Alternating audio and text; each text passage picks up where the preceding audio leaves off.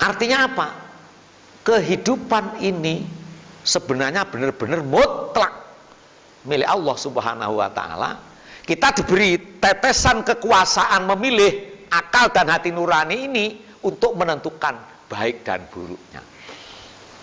Kemudian baik dan buruknya Allah membuat kriteria umum. Kriteria umum. Kalau kemarin ayat yang sebelumnya dibacakan, alladzina yunfikuna fis-sarra'i wad-dharra. Itu kata-kata itu menunjukkan nilai bagaimana kita bisa mengalah. Jadi berinfaklah dalam keadaan senang maupun susah. Itu artinya kita mengalah. Bukan sedekahnya itu yang dinilai. Makanya sedekah kecil sama besar itu sama saja.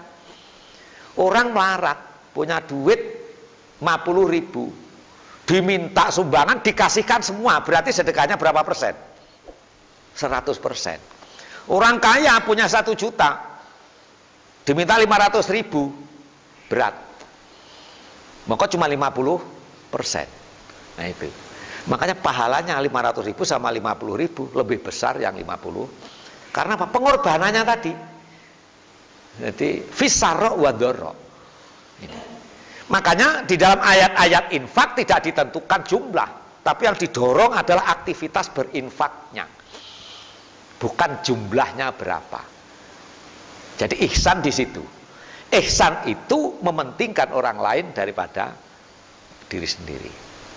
Kenapa demikian? Karena wailul lil mutaffifin alladzina idza talu 'alan nas yastaufun wa idza kaluhum aw wazanuhum yuksirun. Watak manusia itu dasarnya ya, ketika membagi, ini di sekolah sulit belajar bagi membagi. Kita selalu mementingkan diri sendiri. Kalau membagi pasti kita sempurnakan bagian kita, tapi ketika kepada orang lain kita kurangi. Itu watak.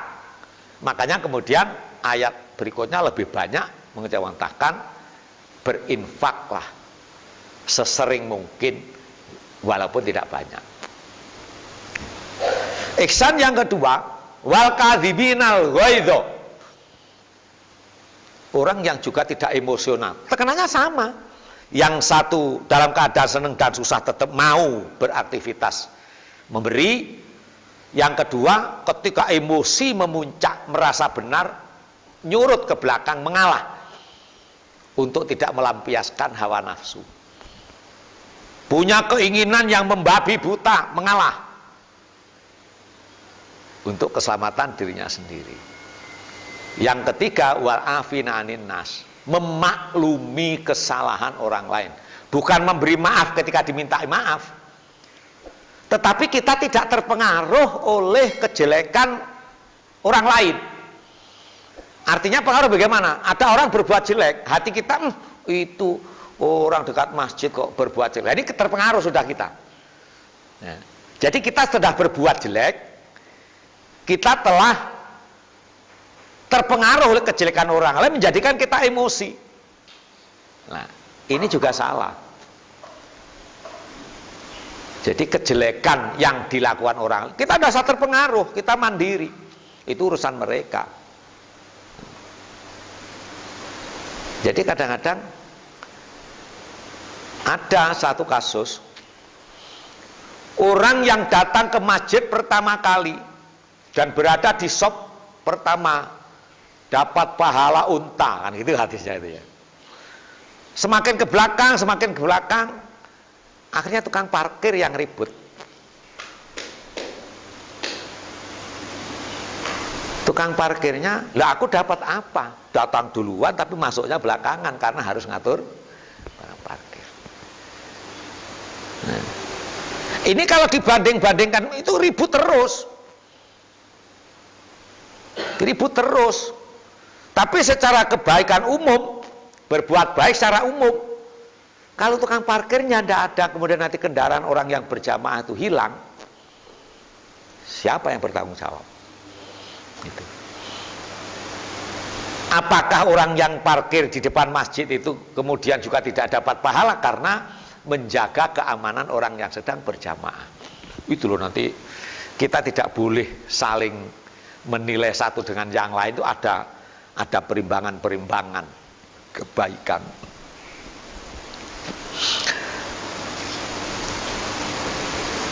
Ayat ini ditutup dengan kalimat innallaha yuhibbul muhsinin. Sesungguhnya Allah sangat mencintai orang yang berbuat baik. Kalimat al-ihsan yang lain Al-Quran menyebutkan wa'id akhadna mitsaqa bani Israil la ta'buduna illallaha wabil walidaini ihsana. Ya. Kepada kedua orang tua harus berbuat baik. Apa berbuat baik pada orang tua? Nah ini tergantung lingkungannya masing-masing. Sebab orang tua ini kadang-kadang juga sulit ketemu sama anak ini kalau sudah pada dewasa itu. Tapi ahli tafsir menjelaskan wabil walidai ihsana dicontohkan oleh komunikasi antara Nabiullah Ibrahim dengan bapaknya yang penjual berhala. Allah mengingatkan supaya Ibrahim tetap berbuat baik kepada kedua orang tuanya. Artinya apa? Sesalah apapun anak tidak boleh merespon secara emosional kepada orang tua. Itu. Sebegitu tingginya derajat orang tua di hadapan Allah Subhanahu wa taala. Juga ayat yang lain wa qadara rabbuka alla ta'budu illa iyyahu wa bil walidaini ihsana. Ada. Ayat itu kelanjutannya ada wala taqul lahuma uffin. Bahasa Al-Qur'an sangat verbal. Uffin, jangan kau kalau berkata kepada orang tua. Uffin itu artinya di dalam kamus macam-macam. Umpama ngomong dengan memberi duit. Nah, ini sudah dikasih tiap bulan bangga ngomel. Nah, itu memberi tapi menyakitkan. Ini termasuk uffin. Bukan sekedar membentak. Jadi memberi kepada orang tua dengan muka masem, orang tua tersinggung, itu dosa besar. Nah, gitu loh. Jadi ihsan sampai di situ. Maka kemarin viral ada anak menuntut ibunya hanya gara-gara urusan motor. Nah gitu. Jadi menyampaikan yang baik, ya, melakukan sesuatu yang buruk saja harus dengan cara yang baik, apalagi menyampaikan yang baik-baik.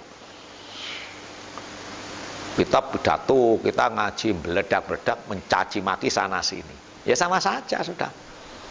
Sama nilainya dengan orang yang gitu.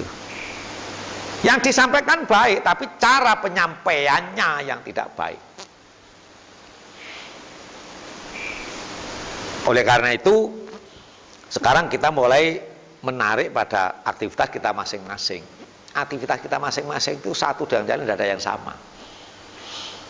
Tapi semua menuntut kebaikan. Jadi bekerja apa itu Allah tidak memerintahkan kamu bekerja model ini. Tapi apapun pekerjaanmu dasari dengan kebajikan. Itu. Jadi kalau pekerjaan ini lebih mulia dari pekerjaan ini, itu tidak ada dalam Islam. Ya. Tapi dalam sisi status kemanusiaan muncul. Kalau guru itu pekerjaan paling mulia, sampai dapat julukan pahlawan tanpa tanda jasa. Nah, sekarang setelah bintangnya tidak dikasih, marah-marah pula akhirnya juga. Itu pekerjaan, macam-macam pekerjaan yang kita lihat ini. Jadi tidak diukur dari fisikal pekerjaan itu. Agama menentukan pada nilainya. Nilai apa? Al-ihsan. Baik. Juragan buruan, umpamanya ya, bagaimana menjadi buruan yang baik? Dagang loaan, ya bagaimana dagang loaan yang baik? Walaupun orang berasumsi loaan itu nanti dari curian dan sebagainya, orang tidak boleh menilai itu barang di bawah orang curian atau bukan, tidak boleh. Nah. Jadi tetap jual beli dan seterusnya.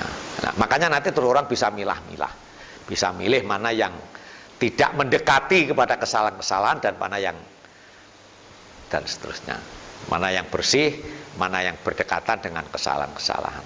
Kita tinggal milih sendiri. Tetapi yang tidak boleh adalah menjustifikasi, menuduh bahwa perdagangan itu dari hasil curian.